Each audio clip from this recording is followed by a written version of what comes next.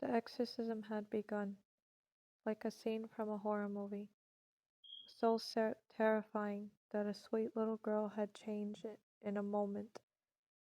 She was so pale and white, the color had gone out of her face, and her eyes had rolled into the back of her head.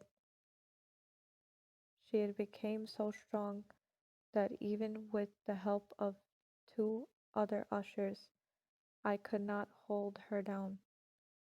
We called for the other ushers to come and help us.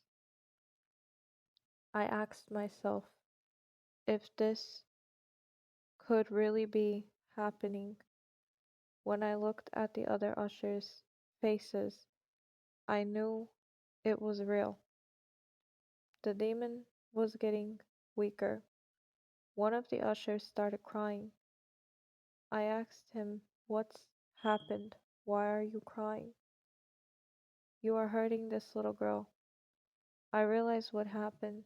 Satan had got a hold of his mind. The Bible tells us what Satan can do.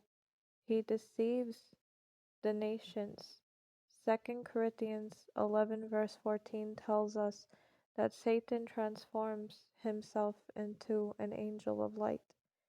You see, Satan showed the usher a sweet, tender face. He knew he was losing ground, so he distracted one of the ushers because he attacked the usher's mind.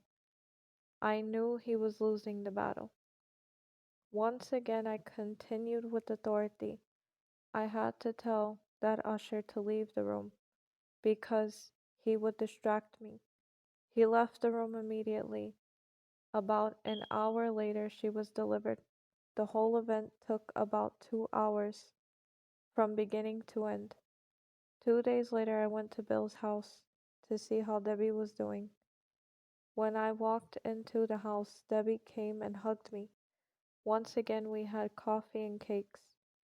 Debbie had left the room when Bill came downstairs.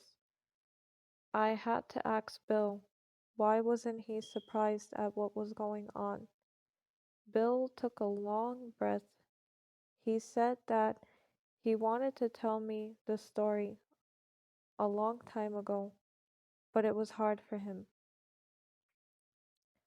The story began many years ago when Debbie was an infant. He, Betty, and their children went on a trip.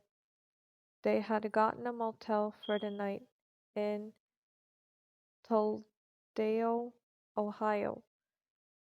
While they were getting ready to sleep, they put the baby bed. They put the baby on the bed. They fell asleep, and when they got up, they started looking for the baby. They found the baby underneath the bed. Then the baby started crying, and from that moment on, the baby was irritable and uncontrollable. Then they realized something had happened in the motel room. Then they started searching for help, but it was not easy looking for spiritual help in these matters, especially before Christianity, you see. They went to all the wrong places. They started with the Cronium de las, which is Spanish for witch doctor. They went from one to another with no success.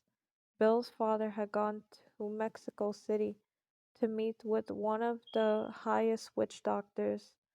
When this witch doctor had met with Bill's father, she told him that the only way the child would be saved was if he would offer his life as a sacrifice for the child.